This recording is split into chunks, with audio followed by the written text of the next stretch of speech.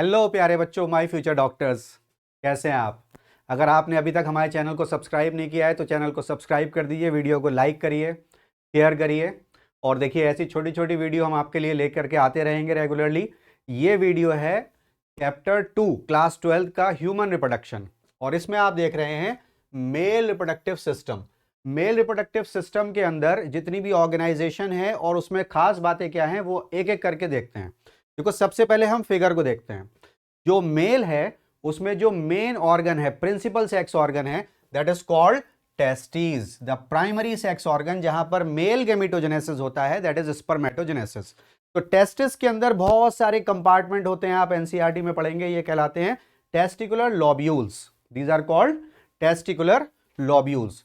तो इन टेस्टिकुलर लॉब्यूल्स में जब आप देखेंगे तो आपको पता चलेगा कि छोटे छोटे से ट्यूब्स हैं, ट्यूबूल हैं, जिनका नाम है सेमिनिफेरस ट्यूब्यूल। और सेमिनिफेरस ट्यूब्यूल ही साइट होते हैं स्पर्मेटोजेनेसिस का। उन्हीं के ल्यूमेन में स्पर्म्स बनते हैं। स्पर्मेटो जो जेनेसिस है या स्पर्मेटोजेनेसिस के जो प्रोडक्ट हैं, दैट इज कॉल्ड स्पर्मेटोजोआ, उनका फॉर्मेशन होता है।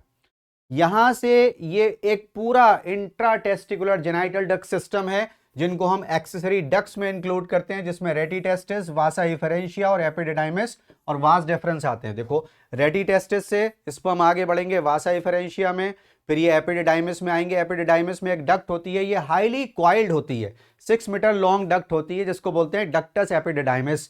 और यहां से मेल गैमीट निकल करके वास डेफरेंस से आते हुए यहां आएंगे। वास डेफरेंस जब यूरिथ्रा में ऐड होगी, उसे ऐड होने से पहले का जो पार्ट है, that is called ejaculatory duct, ठीक है। और उसके बाद में वो यूरिथ्रा में आकर के ऐड अप हो जाएगी। Then you have accessory glands, जिसमें के 3 मेन हैं।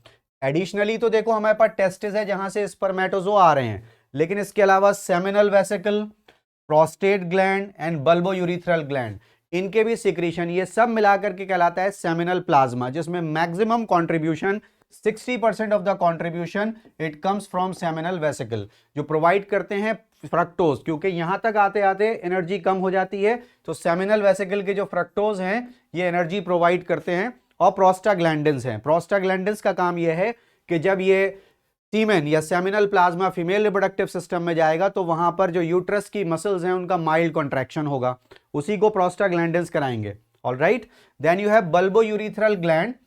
बल्बो यूरिथ्रल ग्लैंड का काम है कि ये कलरलेस लुब्रिकेंट सिक्रीट करते हैं, जो मेटिंग में, कपुलेशन में हेल्प करता है।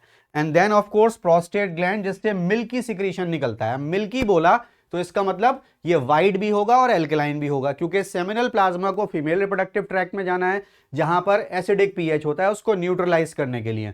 तो ये पूरा आया, यहां प्रोस्टेट ग्लैंड से मिक्स हुए, फिर बल्बो यूरिथ्रल ग्लैंड से यहां मिक्स हुआ, you can see here, and then it passes through the urethra.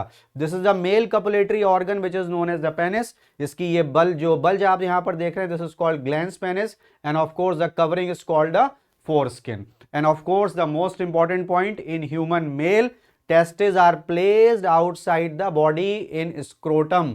तो हम क्या बोलते हैं कि ह्यूमन मेल में टेस्टिस एक्स्ट्रा एब्डोमिनल होती हैं या स्क्रोटल टेस्टिस होती हैं। रीजन ये है कि बॉडी का टेम्परेचर है 37 डिग्री सेल्सियस, और स्पर्मेटोजेनेसिस के लिए 2 डिग्री कम टेम्परेचर चाहिए, दैट इज 35 डिग्री सेल्सियस। तो टेस्टिस का स्क्रोटम में आना ये एक बहुत बड़ा फंक्शन है टेस्टोस्टेरोन का, that is called descent of testis into scrotum. तो ऐसी छोटी छोटी वीडियो हम आपके लिए लाते रहेंगे। अगर आपको पसंद आया तो इसको लाइक जरूर करिएगा, शेयर करिएगा। Thank you so much.